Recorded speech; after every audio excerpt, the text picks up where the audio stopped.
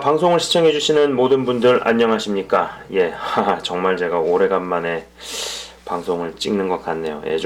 여러 가지 일들이 있었는데, 그거는 다른 방송에서 이야기를 하도록 하고요. 일단, 영역과 영권, 계속, 영역과 영권이라는 주제로 계속 방송을 제가 이렇게 올려왔었죠. 그죠? 제가, 지난 시간들, 저번 방송에서 또 저저번 방송이든 그 이전 시리즈에서 그런 이야기들을 했었어요. 사역자냐 아니면 평신도냐를 따지기 전에 주의 자녀인가 아닌가를 먼저 따져야 한다라는 이야기를 했었죠. 그죠? 그러니까 우리가 하나님의 자녀이냐, 이거 이후에 이 사람이 뭐 사역자든 아니면 뭐 평신도든 집사든 뭐 쭈쭈쭈 이렇게 나가야 된다. 이런 이야기들을 했었죠. 그죠? 이는 어떤 이가 이 이야기 그러니까 이 이야기는요. 어떤 이가 군대로 치면은 사병이냐 장교냐를 따지기 전에 진짜 군인이냐 아니냐를 먼저 논해야 하는 것과 똑같습니다. 뭐 여러분께서도 아시는 것처럼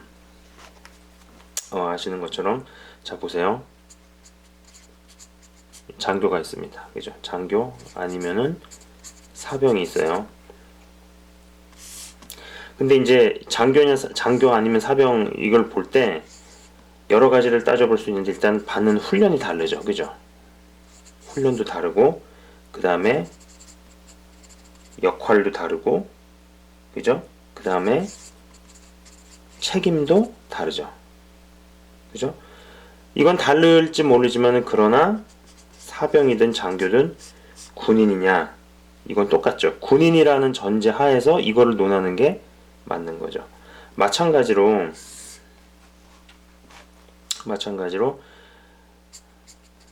사역자가 있어요. 그 다음에 여기는 평신도입니다. 아니면은 뭐 여기는 뭐 목사가 있고 그 다음에 뭐 장로가 있다라고 칩시다. 마찬가지로 여기도 역할이 다르고 그죠? 그 다음에 어떤 책임이 물론 다르고 그 다음에 훈련 또한 다르죠. 그죠? 그러나 자녀라는 것은 똑같습니다. 그러니까 이 밑에 기반이 반드시 먼저 선행이 되어야 하고 그 다음에 위의 기반은 밑에 기반 위에서만 성립이 되죠. 여러분 한번 생각을 해보세요. 아무리 오성 장군이어도 밑이 흔들리면 문제가 심각해지죠. 어떤 사람이 삼성 장군이에요. 근데 알고 보니 이 사람 정체가 간첩이었어. 뭐 이런 거 한번 생각을 해보세요. 그럼 삼성 장군인 게 아무런 소용이 없는 거죠. 여기는 마찬가지로 밑에 기반이 반드시 먼저 선행이 되어야 하고 그 다음에 위의 기반은 밑에 기반 위에서만 성립이 되죠. 생각해보세요. 사단의 자녀가 만약에 사역자 행세를 했다면 어떻게 되겠어요? 자, 군인이라는 튼튼한 기반 위에, 확고한 기반 위에 사병이 되는 것과, 그죠? 군인이라는 이 기반이 흔들거려. 잘 모르겠어요. 잘 모르겠는데, 장교인 것과. 이런 경우에는 어떤 일이 발생할 수 있느냐? 장교가 사병에게 밀리는 일이 발생하죠. 그죠? 이 장교가 사병한테 밀리는 거예요. 그럼 이 장교는 진짜 장교겠느냐? 아까도 말씀드렸죠. 삼성 장군인데 여기가 흔들리면은 간첩이 될 수 있는 거예요. 스파이가 될 수 있는 거예요. 그죠? 이 여기만 봐도 이 계급이 장교가 사병한테 밀리는 일이 발생을 할 수 있는 거예요. 어떤 계급이라는 것이 어떤 전투력을 보장하지 못하는 쪽으로 갈 수 있는 거죠. 그죠? 자, 이 밑에 섹션 건너뛰고 장교로 갈 바에는 제대로 군인이면서 사병이 되는 게 더 낫겠죠. 그러나 이 밑에 섹션이 분명하다면, 그죠? 사병보다는 장교로 승진을 해야죠. 승진할 생각을 해야죠. 그죠? 이 기반이 튼튼하다면, 이 기반이 확실하다면은 장교로 승진할 생각을 해야 한다는 얘기죠. 그러나 여기가 흔들릴 거면은 차라리 군인이면서 사병인 게 낫다라는 거죠. 그죠? 여기가 흔들리는 순간에 이 장교는 이 사병에게, 여기가 확실한 사병에게 전투력에서도 밀리게 돼 있어요. 똑같은 예가 적용이 되겠죠. 똑같이. 그죠? 자, 여기는 자녀라는 섹션이 흔들리는 그러나 사역자가 있다고 칩시다. 네. 자녀라는 영역도 확고하고 그 위에 평신도라고 한번 생각을 해보세요. 그죠? 어떤 일이 발생을 하겠어요? 이 사역자라는 사람이 평신도에게 영적으로 밀리는 일이 발생을 하죠. 그죠?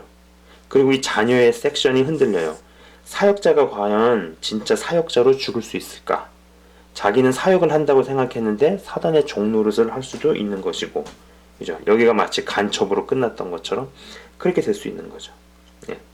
그리고 직임이 영권이나 영역을 보장하지 않는다라는 것을 보여주죠. 사역자가 평신도한테 밀린다라는 겁니다. 이 밑에 섹션을 건너뛰고 사역자로 갈 거면 제대로 자녀이면서 제대로 평신도가 되는 게 더 낫겠죠. 그러나 자녀 섹션이 분명하다라는 전제하에서는 영계에서 승진할 생각을 해야죠. 네. 그렇죠? 자, 이제 약간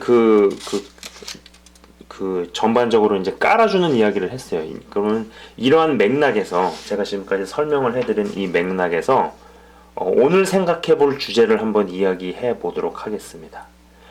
여러분들께서 생각을 하실 때 축복 혹은 저주, 예.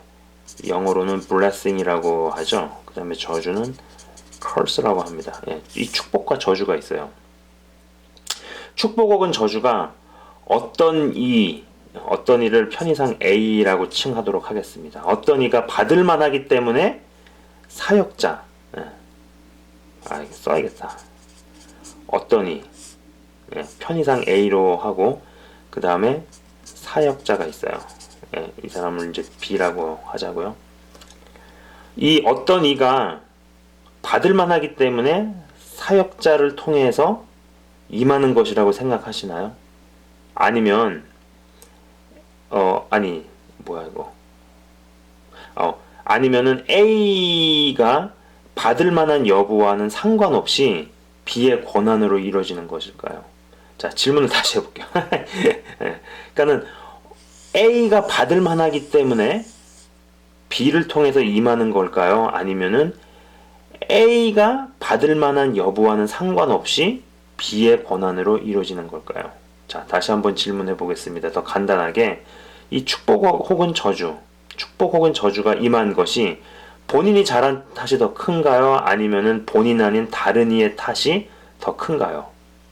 축복 혹은 저주가 임한 것이 본인이 잘한 것이 절대 요소이고 다른 이는 부가 요소인가요? 아니면 다른 이가 절대 요소이고 본인이 부가 요소인가요? 제가 지금 같은 질문을 조금씩 바꿔서 계속 던지고 있죠. 그죠? 그러나 똑같은 질문을 계속 하고 있는 거예요. 근본적으로 내가 A가 축복을 받았어요. 혹은 저주를 받았어요. 그게 A 탓이냐 아니면 B 탓이냐. 쉽게 해서 이런 거죠. 그죠? 자, 성경에 근거한 몇 가지 실제 사례들을 이야기를 해 보도록 하겠습니다. 첫 번째는요. 사무엘 선지자의 엄마였던 한나의 경우입니다. 그죠? 자, 한나가 있어요. 네? 뭐 한나는 평신도로 이야기를 해볼 수 있겠죠. 그죠? 그리고 잘 가고 있었던 사람이에요. 근데 이 한나가 사역자를 만났어요. 사무엘상 1장에 나오는 이야기입니다. 그죠?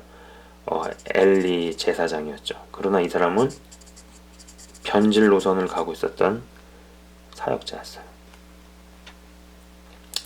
근데 한나에게 축복이 왔죠. 그죠? 기도 응답을 받고 사무엘을 낳게 됐잖아요. 그죠? 그러면 여기서 볼 수 있는 게 여기서 생각해 볼 수 있는 것들은 무엇이 있느냐? 자, 당사자가 정말 잘 가면은 사역자를 누구를 만나든 상관이 없다는 얘기죠. 그죠? 하나님께서는 변질 노선으로 가고 있는 사역자도 들어 쓰시죠. 그러나 중요한 거는 뭐겠어요? 여기서 하나님께 쓰임을 받고 있다가 구원받았다 라는 등식은 성립이 되지 않죠. 그죠? 그러니까 하나님께 쓰임을 받았다라고 해서 그것이 반드시 구원을 받았다라고 이야기할 수는 없는 거죠. 그죠? 자, 두 번째 케이스가 있습니다. 두 번째 케이스는 고라 자손과 모세의 경우죠. 그죠? 성경 민수기 16장을 보시면, 민수기 16장을 보시면은 고라 자손이 이제 반역을 일으키는 부분이 나오는데, 자, 쉽게 얘기해서 이번 경우에는 이게 완전히 바뀌었어요. 평신도가 잘못 가고 있어요. 변질 노선으로 가고 있다는 얘기죠. 그죠? 근데 사역자를 잘 가고 있는 사람을 만났어요. 예. 잘 가고 있음. 아유, 글씨체가 더 이상해지는 것 같은데. 아무튼 뭐 잘 보이시리라고 생각을 합니다. 그죠? 근데 결국은 여러분도 아시는 것처럼 평신도 집단이 뭐 멸망을 받고 심판을 받고 뭐 저주 가운데 떨어졌죠. 그죠? 자, 그럼 이걸 가지고 이 대목을 가지고 생각해 볼 수 있는 것은 무엇이냐? 당사자가 잘못 가면, 잘못 가는 것이 어느 선을 넘어서면 만나기도 힘든 이 모세급의 모세 레벨에 해당하는 사역자를 만나도 소용이 없죠. 그죠? 자, 저는 여러분 한번 이거 생각해 보셨으면 좋겠어요. 왜 항상 이 심판 직전에 놓인 어떤 그 대상들, 사람들에게 나타나는 선지자의 행색은 항상 왜 다 거지 같고 초라할까요? 예. 그게 이제 눈을 가려버려서 심판하시려는 어떤 하나님의 진짜 속마음 같지 않나요? 그런 생각 해보지 않으셨어요? 자, 이런 경우에는 이 사역자가 어떤 심판의 기준이 되죠. 그 얘기 뭐냐면은 이 사역자를 통과를 하면 살거나 구원에 이르지만은 통과를 못하게 되면은 심판으로 확정이 된다라는 이야기죠. 그죠? 이런 경우에는 하나님께 아까 말씀드린 그 공식, 하나님께 쓰임을 받았다 이꼬르 구원 받았다 등식이 성립을 하죠. 정확하게 얘기를 하자면은 구원을 잃어가고 있기에 그런 것이지 쓰임 받아서 그런 것은 아니죠. 솔직히 하나님께서는요 다 쓰십니다. 제가 이전 방송에서 그런 이야기를 했었어요. 하나님께서는 이 영화 감독이신 거예요. 그죠? 근데 여러분도 아시겠지만 영화에는 주연도 있고 조연도 있고 엑스트라도 있지만 악역도 있죠. 그죠? 그래서 우리는 하나님께서 만드시는 그 거대한 영화에서 주연이 될 수도 있고 조연이 될 수도 있고 악역이 될 수도 있어요. 주연이 될 수도 있고 조연이 될 수도 있고 엑스트라가 될 수도 있지만 악역이 되는 것만큼은 반드시 피해야 된다라는 얘기를 했었어요. 뭐 주연이 될지 조연이 될지 엑스트라가 될지는 하나님께서 정하시는 부분도 있겠지만 내가 어떻게 하느냐에 따라서 배역이 정해지는 부분도 있고 또 그런 부분이 많다라는 거죠. 아무튼 어찌됐든지 간에 악역으로 전락해버리는 것은 피해야 된다라는 거죠. 근데 재밌는 거는 그런 악역의 역할을 담당하는 사람도 하나님의 종이었다라는 겁니다. 왜냐면은 제가 이런 얘기를 왜 하느냐. 성경에 보면은 성경 구절에 예레미야 43장 10절을 보면은요. 느부갓네살 왕도 하나님의 종이라는 표현이 나오죠. 그죠? 하나님의 종이라 근데 이제 하나님의 종이라는 표현이 나오는데 하나님의 종이라 불려도 그것이 구원이라고 생각하기는 어렵죠. 특히 느부갓네살 같은 사람에게는 하나님께 쓰임을 받았다 그래가지고 구원을 받았다라고 볼 수가 없는 겁니다. 어쨌거나 중요한 건 뭐냐? 구원을 이루어 가고 있는 과정 중에서 하나님께 쓰임을 받는 쪽으로 가는 거지 하나님께 쓰임을 받았다 그래가지고 이게 구원받았다라고 얘기할 수는 없는 거죠. 그죠? 자, 이 두 경우에 대해서 조금 다른 각도에서 이야기를 해보도록 하겠습니다. 여러분들도 잘 아시다시피요. 축복도 저주도 일단 어느 것이 내게 해당되고 내게 이루어지기 전에 사람과의 만남과 말이 먼저 선행이 되죠. 그죠? 다시 말해서 어떤 사람과의 만남이 이루어졌느냐, 그리고 어떠한 말들이 오고 갔느냐가 축복이 임하는지 저주가 임하는지를 결정짓는다고 볼 수 있는 것이죠. 헌데 여기서 살펴볼 수 있는 그 어떤 하나는요, 사람이 구사하는 말 자체가 영적으로 묶거나 풀거나 할 수 있는 도구이자 수단인데, 내 영이 자라면 자랄수록 어떤 상대와의 만남을 통해서 어떠한 말이 날라와도 묶이지 않는 존재가 된다라는 겁니다. 자, 이게 무엇이냐? 그러니까 아까 첫 번째 예가 있어요. A, B, 뭐 한나하고 엘리 제사장 이야기를 했는데, 근데 이제 아까는 이 B라는 존재, 사역자. 근데 변질 노선으로 가고 있는 사역자예요. 이 사람한테서 어떤 말이 나갔어요. 여러분 아시는 것처럼 이 말에는요, 어떤 영적인 그런 것이 있습니다. 에너지가 있습니다. 그래서 고대 사람들은 제가 한번 얘기한 것 같아요. 얼령이라 그래가지고 그 어떤 말에 영이 깃드는다는 얘기죠. 그러니까 어떤 사람이 어떤 말을 하는지를 가만 지켜보고 있으면, 아, 이 사람 안에는 어떤 영이 역사를 하는구나, 어떤 영에 잡혀 있구나 라는 거를 유추해 볼 수 있죠. 그죠? 근데 이 B라는 사람한테서 안 좋은 말이 나가요. 근데 A라는 사람이 영체가 이제 점점 성장을 하는 거예요. 이런 식으로. 그죠? 점점 이렇게 성장을 하는 거예요. 이 사람을 통해 가지고 묶는 말이 나가는데, 영체가 크게 되면은 이걸로 잡을 수가 없는 거죠. 네. 찌르는 말이나 억압하는 말, 비난하는 말, 저주의 말을 구사해도 A의 영체가 자라나기 시작하면 할수록 그 말에 묶이지도 매이지도 걸리지도 않는다라는 겁니다. 네. 그리고 또 어떤 사람이 있는데, 이 사람한테 이렇게 묶여 있었어요.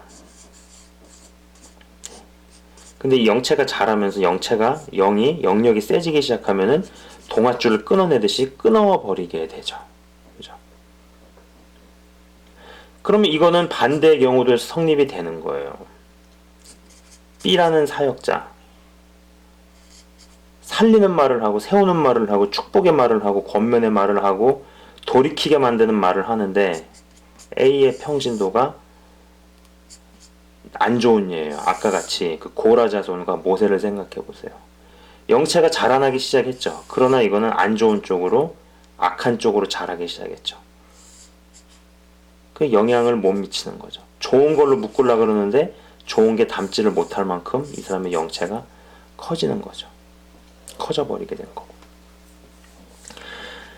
그러니까 여기서 관찰해 볼 수 있는 것은요, 어떤 이의 영역이 강하다는 것은요, 결국 사람들의 말에 휘둘리거나 억압당하거나 눌리거나 상처받지 않게 된다라는 겁니다. 네. 그러니까 제가 보는 어떤, 이 사람이 굉장히 주님 안에서, 하나님 안에서 영체가 자라면서 영역이 강하구나 안 강하구나를 판단하는, 어떤 분별하는 기준이 두 가지가 있어요. 첫 번째는 하나님께서 이 사람의 마음 가운데 어떤 마음을 주세요. 예. 어떤 감동을 주셨어요. 근데 그거를 막상 행하기가 어렵다. 그럼 이 사람은 영역이 아직 약한 거죠. 예.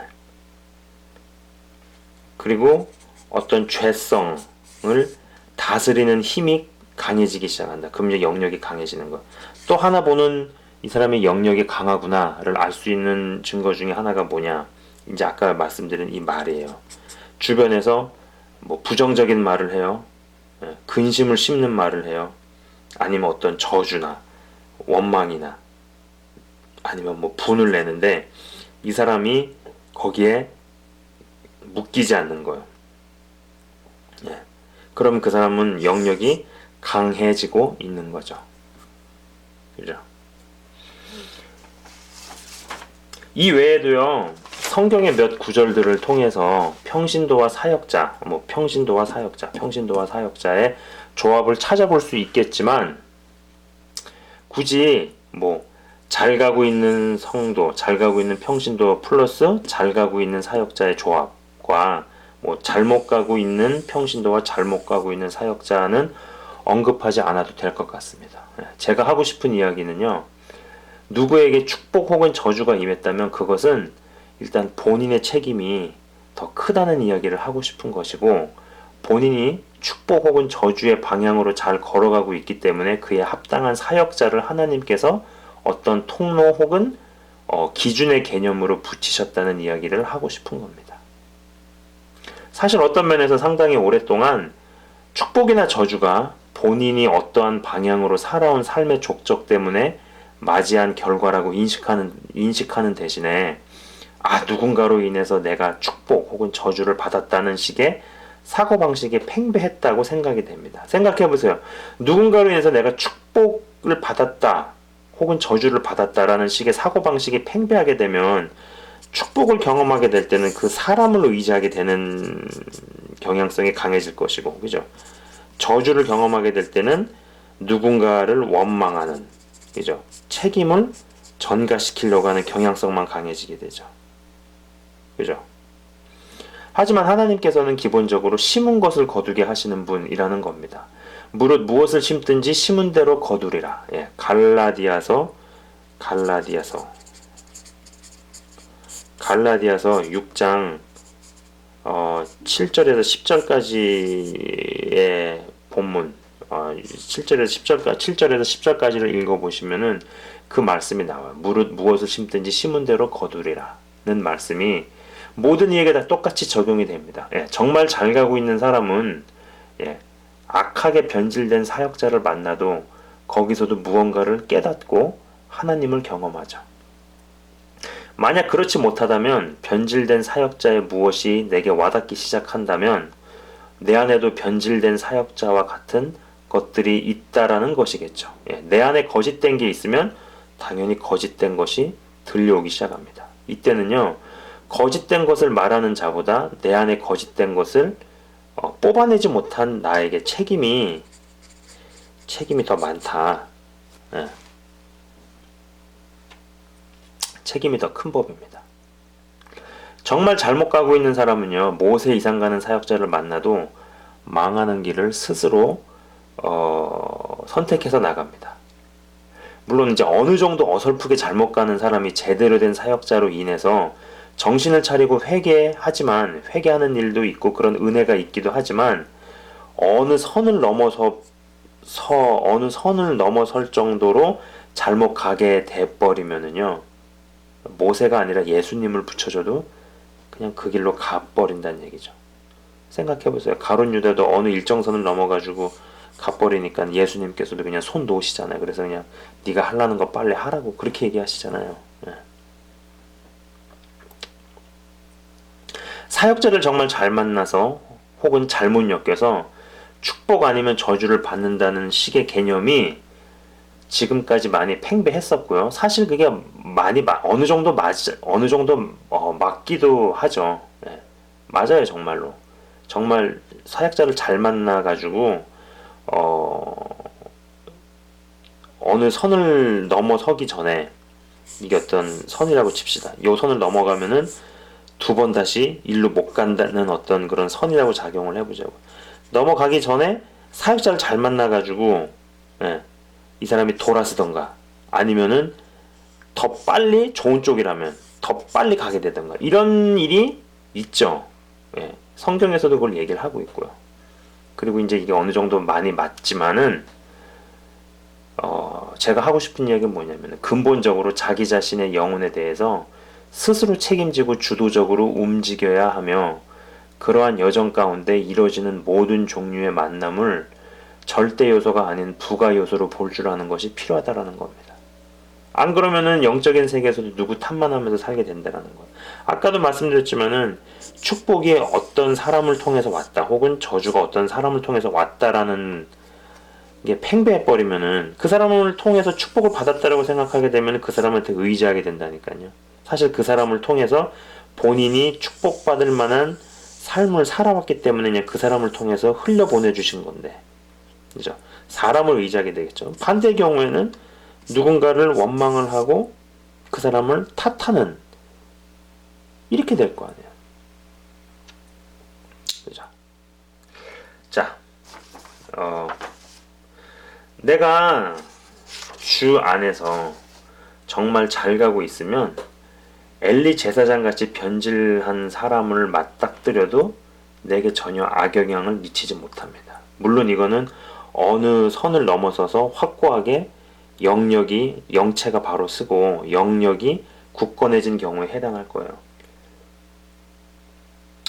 하지만 또 이제 내가 정말 잘못된 길로 끝까지 간다면, 그래서 어느 선을 넘어가 버리게 된다면 모세 형님이 아니라 예수님을 붙여줘도 안 된다라는 겁니다. 우리는 성경에서 이미 그 예를 보고 있죠.